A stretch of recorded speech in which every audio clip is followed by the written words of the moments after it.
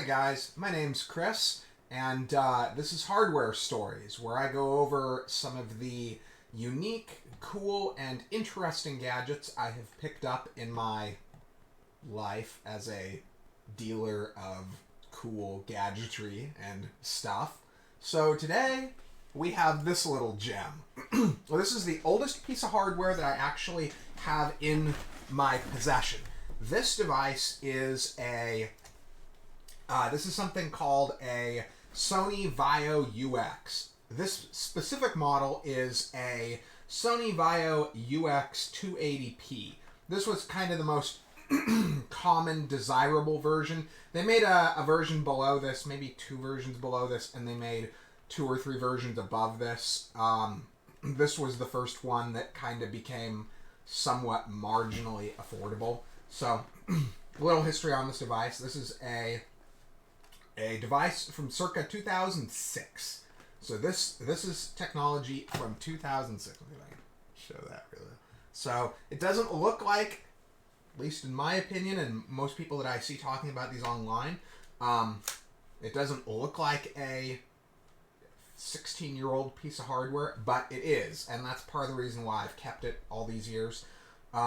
So this, back when I picked this up, this was the very first deal that I got on Craigslist. The first time that I really realized the potential of obtaining secondhand hardware, particularly here in the Seattle market, where lots of people have lots of money that they like to spend, and this is one of those cool things that people who have a lot of money buy, because you see them on the store shelf, and if you're a gadget person and you've got money, you see this thing sitting there, and it looks like the coolest dang thing you ever seen. And then you buy it, and then you spend approximately the amount of time that it takes to eat through your return window and realize, well, this thing's useless.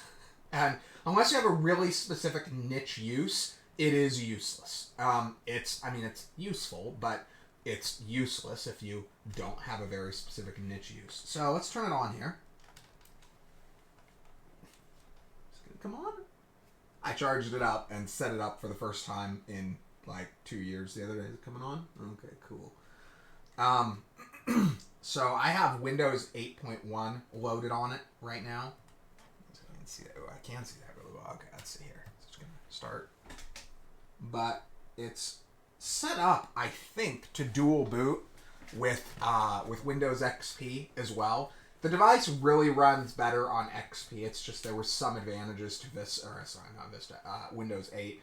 They actually sold these with Vista, and it had a Windows Vista capable sticker on it, but Vista, this is not a device that you should be running Vista on. Vista needs more power, and 8.1 was really when it became viable to load a next-gen OS on it. So, yeah, so this is a full Windows. Can you see that? See if I can get it on there. Oh, there we go. Let's see if I can turn it down. Oh, yeah, you can see it a little better on the screen with the bright. There we go. I think that'll give us a kind of a happy middle ground there. So it's got a nice bright screen on it. You can hold it in your hand.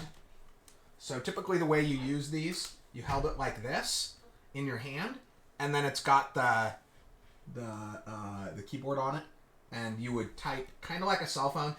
It doesn't really have any feedback to the keyboard, and the button press sensation is very, very limited, and so it's a little hard to type on. You really would need a small keyboard, like a portable keyboard, to really be able to use this. The battery life was a little bit limited as well, and my battery on this, I think under best case scenario, I think I still have like an hour of usable battery life on this. It's got a built-in camera. Actually, it's got two built-in cameras. Let's see if they even work. I haven't tried this in forever. Let's see here. Wait, is that Logitech? Let's see. Oh, wait. No? Does it work? Oh, maybe I can do this. No. Oh, wait. It's going to work. Oh, wait. Maybe I can do this. Video? Can I work with video? Come on.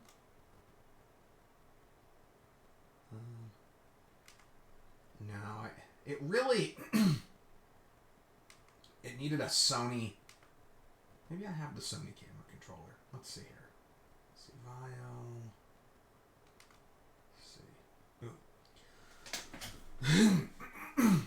loaded Adobe Master Collection CS3 on here. Oh, this is kind of cool. Okay. I don't think I can make this work. Let's see.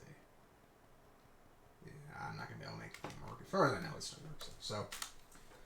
So what I actually used it for, I had a specific niche use case for it. One, I'm a gadget person, so I like gadgets.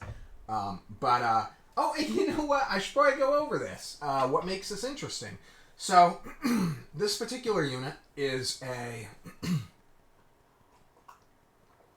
1.2 gigahertz Intel Core Solo.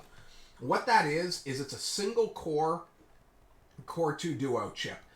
Very first gen. 2006 was first gen Core 2. I don't even remember what the code name was for that. But it was first gen Core 2. So you're talking Core 2. For any of you that remember what was big back then, like it would have been like a Core 2 Duo U2500, I think, which would have been 1.2 dual core. This is just that same chip minus a core. Interesting little thing. Some guy on the main forum for this thing, ANH, if anyone is familiar with these, figured out how to actually resolder a Core 2 Duo and a chip onto it. And apparently it got good battery life in it. I don't know why Sony never offered it, but yeah, he figured out how to solder the thing on. But, so it's a 1.2 core Solo, 1 gig of RAM. I believe I upgraded this to a 32 or 64 gig SSD. I think 64 gig SSD, which makes it usable. With the hard drive in it, it's useless for Windows 8. For Windows XP, it's, let's see if I can actually load it. I think I might be able to. Let's see here. Can I load XP? Let's see. Oh, come on. Restart. So, what I actually use this for, I use this as an in-car computer. As you can see, it's just the right size. I had a mount, a RAM brand mount that held it like this in my window, coming off the window, kind of facing down like this. So when you're in the driver's seat, you're looking at it like this. And let's see if it gives me the option. Come on, you gonna let me dual boot? Oh, it's not letting me do it. Well, that's kind of under. Man, there's a way to do it. I just maybe it's the escape button. It's been so long since I messed with this thing. Oh, wait, there it is. Okay, cool. Ha! It's part of the Windows 8 boot sequence, whatever they call that. Watch this. So it should come up with Windows XP here in a second. For those who haven't seen XP in a while. See if it comes up. So I used it to run my music collection in my car, which back in the days when I had a small manageable music collection, just several, maybe a couple tens of thousands of tracks. Now I've got like 100,000 track music collection and I need a little more performance. But back in the day, this was kind of the ish. Okay, this was like it. I bet you the camera is going to work. Ooh, wait. Where's the fingerprint reader? Oh, there we go. Oh my gosh, it still recognizes my fingerprint. That is so cool. Okay, so that's my old car. Apparently these are kind of a collector's item now, too. So if I can get it to... Oh, come on. Don't dim on me. I think it gets more usable battery life on XP2. Oh, it looks like my battery might be... Oh, that's not a good sign. That means the battery on this thing's trashed. Let's see here. Let's see if I can get it to pull up the camera. Ooh, I wonder if I can just do this. I think...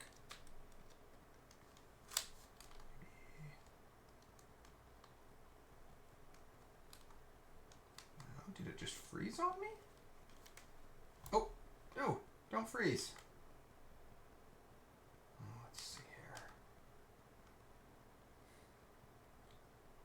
Camera, there we are.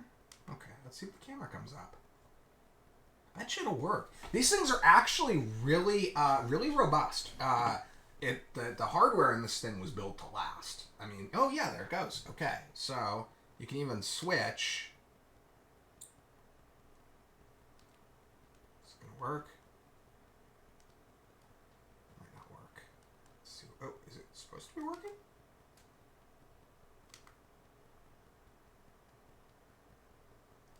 Oh, it is working. Okay, check it out. It's gonna work. See on the screen there? Oh, no, it's not working. Okay, let's just do this.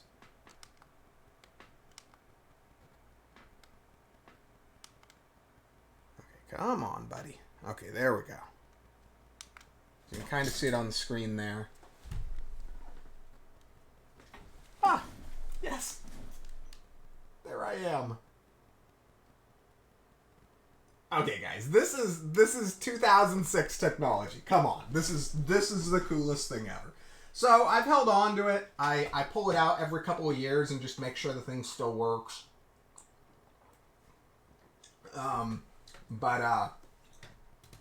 Yeah, I picked this up back when these things were, I don't know, I think these were something like $2,000 back in the day, and I picked this thing up for $500, and it's actually, for a working unit with a somewhat working battery, I think it's probably worth $350, something like that, which is kind of crazy. It's still worth that much money. Give it a couple more years, it might be a collector's item. They actually have, still on? Cool. They actually have a 007 or a James Bond edition. One of the James Bond movies used this, and I think they also used one of these in one of the later seasons of Stargate Atlantis as well, because they always had cool handheld technology in that show. Again, the Vaio UX280P, and this has been Hardware Stories, and I hope you guys enjoyed this look at a little piece of hardware history. Anyway, though, thanks for watching the video.